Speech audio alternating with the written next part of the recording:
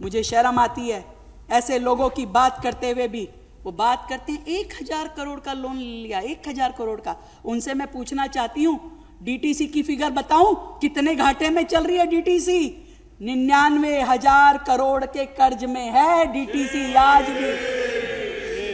जल बोर्ड, दिल्ली जल बोर्ड 91,000 करोड़ के लॉस में है, उबर नहीं पाया, कभी ऊपर उबर नहीं पाया। और ये अभी हमारे जल बोर्ड विभाग एमनेस्टी स्कीम लेके आया। हमारा मन था एमनेस्टी स्कीम पहले दिन से ही ले आए, पर पता चला कि उनका जो पूरा बिलिंग का सिस्टम है, डिजिटल सिस्टम, वो पोर्टल जो है वो पूरी तरीके से डिफंक्ट था। महीनों से लोगों के पास में पानी के बिल नहीं गए थे, और बिल नहीं जाने के कारण जब एकदम से बिल आए तो वो इतने एनॉर्मसली बढ़ गए कि किसी का बिल 5 लाख का, 10 लाख का, और वो घूम रहे थे 2 साल से हमारा बिल देखिए अचानक कितना आ गया है, पर किसी को समाधान नहीं दिया उन्होंने। आज क्या हालत है ड्यूसिप की, क्या हालत थी जल बोर्ड की, क्या हालत थी डीटीसी की, ये सारी दुनिया जानती है, पूरी दिल्ली जानती है। अध्यक्ष जी, बहुत कुछ है इस 1 साल में, हमने बहुत कुछ देखा, सहा, बहुत कुछ किया, चलते रहे हम, क्योंकि इस दिल्ली को अब बहानों की जरूरत नहीं है, परिणाम देने होंगे। यहां पे हेडलाइंस के साथ काम नहीं होगा, गाइडलाइन के साथ में काम होगा। और 11 साल जिस दिल्ली को उन्होंने अटकाया, लटकाया और भटकाया, हम पूरी तरीके से नई गवर्नेंस के साथ, नई सोच के साथ में दिल्ली को आगे बढ़ाने का काम कर रहे हैं, जवाबदेही के साथ बढ़ाने का काम कर रहे हैं। और हर अधूरा काम अब पूरा होगा, हर रुपए का हम हिसाब देंगे और हर नागरिक को उसके अधिकार देंगे, चाहे वो किसी भी वर्ग का होगा। अध्यक्ष जी, दिल्ली में अब टकराव नहीं, ट्रांसफॉर्मेशन होगा, राजनीति नहीं, परफॉर्मेंस होगी। और इतना कह सकती हूं अध्यक्ष जी इस सदन के आगे कि कुछ लोग आए वक्त के साचे में ढल गए, कुछ लोग आए वक्त के साचे में ढल गए, कुछ लोग आए वक्त के साचे बदल गए। आज तक पिछली सरकारों के राज में, क्योंकि उनकी नीयत ही नहीं थी कि कभी झुग्गी वालों को एक सम्मान पूर्वक जीवन मिल सके, 15 साल की कांग्रेस हो या 11 साल की आम आदमी पार्टी की सरकार हो, वो चाहते थे ये लोग सदा इसी स्थिति में यहीं बसे रहें और हमारे जिसे कहते हैं कि क्या बोलते हैं, जैसे उपकार के आगे दबे रहें कि हमने तुम्हारे जीवन पे कितना बड़ा उपकार किया है, अगर हम नहीं होंगे तो ये बीजेपी झुग्गी तोड़ देगी, हम नहीं होते तो बीजेपी पता नहीं क्या कर देती।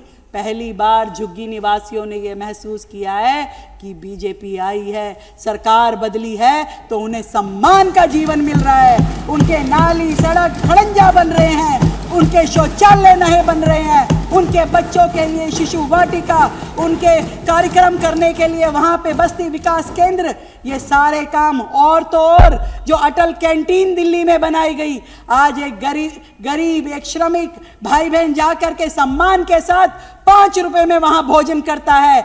ये सारे काम किए तो ये हमारी सरकार ने किए। अध्यक्ष जी, सालों से राशन कार्ड नहीं बने थे, नए वर्षों से नहीं बने, लोगों की सुनते सुनते कितने साल निकल गए कि नया राशन कार्ड बन नहीं रहा। हमने दिल्ली में 4 कैटेगरीज के लोगों के राशन कार्ड की स्क्रूटनी करी। एक, जिनके डबल राशन कार्ड है, दिल्ली में भी है, किसी और राज्य में भी है। दूसरा, जिनकी मृत्यु हो गई। तीसरा, जो इनकम टैक्स पे ही है। भाई, मोदी जी ने 12 लाख की इनकम पे टैक्स फ्री कर रखा है, यानी 12 लाख से भी ऊपर जिसकी इनकम है, जो टैक्स पे कर रहा है, तो वो कैटेगरी इसमें शामिल नहीं है। तो उनके, और जो लोग राशन ले ही नहीं रहे, तो ऐसी 4 प्रकार की कैटेगरीज के नाम निकाल करके उनके राशन कार्ड होल्ड पे किए गए कि भाई आप आकर के जवाब दीजिए, और नए राशन कार्ड बनाने की प्रक्रिया शुरू करने की और दिल्ली सरकार आगे बढ़ी। तो एक मन घड़ंत स्टोरी इन दिमाग से दिवालिया लोगों ने बनाई।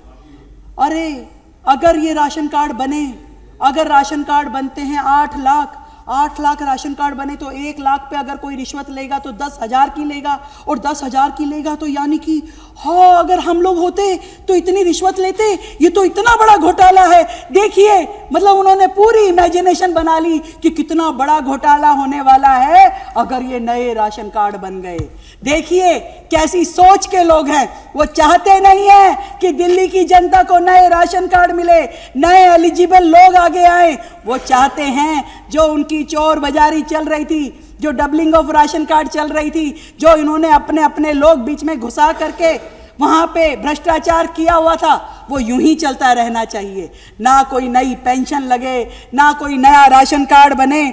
ऐसी सोच के लोग हैं ये। परंतु हमने बहुत ही आसान प्रक्रिया के साथ, तेजी के साथ नए राशन कार्ड बने, इसके लिए काम कर रहे हैं। और साथ ही दिल्ली में होली और दिवाली 2 सिलेंडर की बात मेरे साथियों ने कही, सरकार उस पर अडिग है। और वो सरकार ये सिलेंडर छोड़ो, हमने तो जो पीएनजी गैस लाइन जिन जिन घरों में थी, हमने उनको भी डीबीटी किया है। किसी कोई मीडिएशन नहीं है। जिसका जो सिलेंडर यूज कर रहा था, जो पाइपलाइन यूज कर रहा था, जो राशन कार्ड की पूरी कैटेगरी थी, एज इट इज हमने एक बटन दबाया और हर एक व्यक्ति को 853 रुपए उसके खाते में मिल गए, सीधा सीधा डीबीटी कर दी। अध्यक्ष जी, आज के समय पे जब सिलेंडर की बात हो रही है तो मैं जरूर कहना चाहूंगा, इस समय जिस तरीके की वैश्विक परिस्थितियां चल रही है और जिस तरीके की एलपीजी की आपूर्ति में बाधा आई, और हमारी गवर्नमेंट दिल्ली सरकार केंद्र सरकार के साथ मिलकर के पूरे समन्वय के साथ में इस सिचुएशन को मजबूती से संभाले हुए है। और मैं ये मानती हूं कि जब भी देश किसी विकट परिस्थिति से होकर के गुजरे तो जनता का, सरकार का, नेताओं का, सबका ये फर्ज बनता है कि विकट परिस्थिति में एकजुट होकर के उस परिस्थिति का सामना करें। पैनिक नहीं, प्लानिंग के साथ काम करें, ये हम सबका फर्ज बनता है। पर देखिए कैसे लोग हैं, इन मुद्दों पे राजनीति करने के लिए आते हैं। कोई टी शर्ट पहन के आ रहा है, कोई ढोल बजा रहा है, कोई कटआउट लेके घूम रहा है, परंतु उन्हें यह समझ नहीं है कि आज हमारा देश किन बेहतर स्थिति में अपने आप को रखे हुए है। जहां एक और विश्व के इतने सारे देश युद्ध में लगे हैं, उनके जनता का जीवन संकट में है, आज हम एक खुशहाल जिंदगी जीते हुए आदरणीय देश के प्रधानमंत्री नरेंद्र मोदी जी के नेतृत्व में यहां अपने इस देश में रह रहे हैं। और मैं धन्यवाद देना चाहती हूं देश के प्रधानमंत्री नरेंद्र मोदी जी का कि ये वेस्ट एशिया में जो युद्ध के कारण से चल रहे विकट परिस्थितियों के कारण जिस तरीके से पूरे विश्व में पेट्रोल की और डीजल की कीमतें बढ़ रही थी, आज ही उन्होंने हमारे पूरे देश में हर राज्य के लिए पेट्रोल और डीजल के रेटों में स्टेबिलिटी लाने के लिए पेट्रोल पे एक्साइज ड्यूटी को 13 रुपए से घटा करके 3 रुपए कर दिया, 3 रुपए प्रति लीटर, और डीजल पे 10 रुपए से घटा करके 0 करके प्रति लीटर 0 अब एक्साइज ड्यूटी होगी। ये देश के प्रधानमंत्री जी ने ऐसी परिस्थिति में पैनिक नहीं, प्लानिंग के साथ में काम करते हुए पूरे देश की जनता को ये संबल दिया है। और किसी भी तरीके का कोई एडवर्स इफेक्ट, कीमतों का प्रभाव हमारे देश की जनता पे पड़ने वाला नहीं है। मैं देश के प्रधानमंत्री नरेंद्र मोदी जी को बहुत बहुत धन्यवाद देना चाहती हूँ।